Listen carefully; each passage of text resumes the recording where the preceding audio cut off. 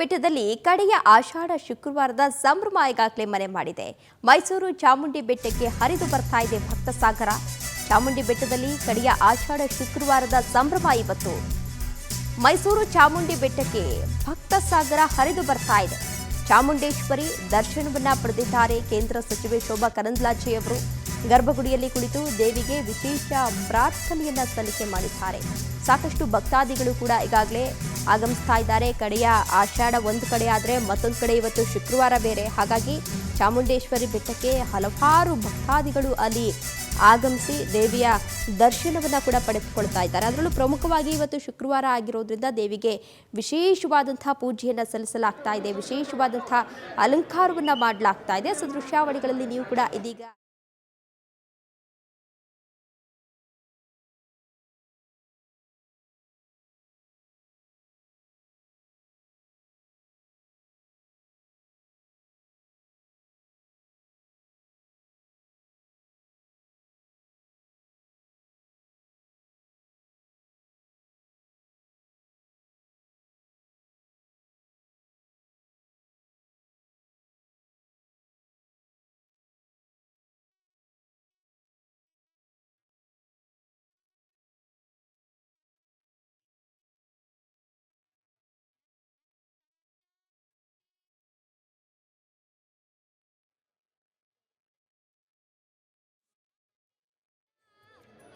ವರ್ಷದಂತೆ ನಾವು ತಾಯಿ ದರ್ಶನವನ್ನ ಮಾಡಿದೀವಿ. ರಾಜ್ಯದಲ್ಲಿ ಬರಗಾಲ ಇದೆ. ಒಂದೇ ಖುಷಿಯ ಸಂಗತಿ ಅಂದ್ರೆ ನಮ್ಮ ಕಾವೇರಿ ತುಂಬ್ತಾ ಇದ್ದಾಳೆ. ಇದೇ ಪರಿಸ್ಥಿತಿ, ಇದೇ ಮಳೆ ರಾಜ್ಯದ ಎಲ್ಲ ಕಡೆ ಬರ್ಲಿ, ರಾಜ್ಯದ ಬರಗಾಲ ದೂರ ಆಗ್ಲಿ. ತಾಯಿ ಚಾಮುಂಡೇಶ್ವರಿ ನಮ್ಮ ನಾಡ ದೇವತೆ, ನಾಡಿಗೆ ಅವಳು ಹರಸ್ಲಿ ಅನ್ನುವಂತ ಪ್ರಾರ್ಥನೆಯನ್ನ ನಾವು ಸಲ್ಲಿಸಿದೀವಿ. ತುಂಬಾ ಖುಷಿ ಆಗುತ್ತೆ ತಾಯಿಯನ್ನ ಕಂಡಾಗ. ಅವಳು ರಾಜ್ಯದ ಮತ್ತು ದೇಶದ ರಕ್ಷಣೆಯನ್ನು ಮಾಡಬೇಕು. ನಮ್ದು ಒಂದೇ ಇದೆ, ಈ ದೇಶ ರಕ್ಷಣೆ ಆಗ್ಬೇಕು. ದೇಶದಲ್ಲಿ ಕಲೆ, ಸಂಸ್ಕೃತಿ, ನಮ್ಮ ಧರ್ಮ, ನಮ್ಮ ಆಚಾರ, ನಮ್ಮ ವಿಚಾರ. ನಾಡಿನ ಅಧಿದೇವತೆ ತಾಯಿ ಚಾಮುಂಡಿ ನೆಲೆಸಿರುವಂತಹ ಚಾಮುಂಡಿ ಬೆಟ್ಟದಲ್ಲಿ ಕೊನೆಯ ಆಷಾಢ ಶುಕ್ರವಾರದ ಸಂಭ್ರಮ ಮನೆ ಮಾಡಿರುವಂತದ್ದು.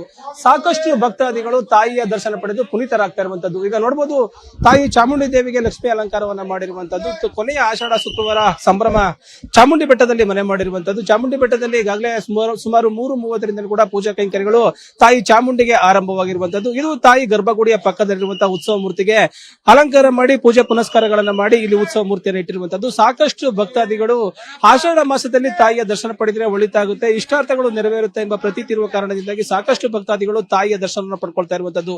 6 ಗಂಟೆಯಿಂದಲೂ ಕೂಡ ಸರದಿ ಸಾಲಿನಲ್ಲಿ ನಿಂತು ತಾಯಿಯ ದರ್ಶನ ಪಡ್ಕೊಳ್ತಿದ್ದಾರೆ. ಗರ್ಭಗುಡಿಯ ಒಳಭಾಗದಲ್ಲಿ ತಾಯಿಗೆ ಒಂದು ಲಕ್ಷ್ಮಿ ಅಲಂಕಾರವನ್ನ ಮಾಡಿರುವಂತದ್ದು. ಸುತ್ತಲೂ ಕೂಡ ಹೂವಿನ ಅಲಂಕಾರ ಮಾಡಿ ಕಂಗೊಳಿಸುವಂತೆ ಮಾಡ್ತಾ ಇರುವಂತದ್ದು. ಪ್ರಮುಖವಾಗಿ ಆಷಾಢ ಮಾಸದಲ್ಲಿ ತಾಯಿಗೆ ಪ್ರತಿಯೊಂದು ಆಷಾಢ ಮಾಸದಲ್ಲಿ ತಾಯಿಯ ದರ್ಶನ ಪಡೆದ್ರೆ ಒಳಿತಾಗುತ್ತೆ.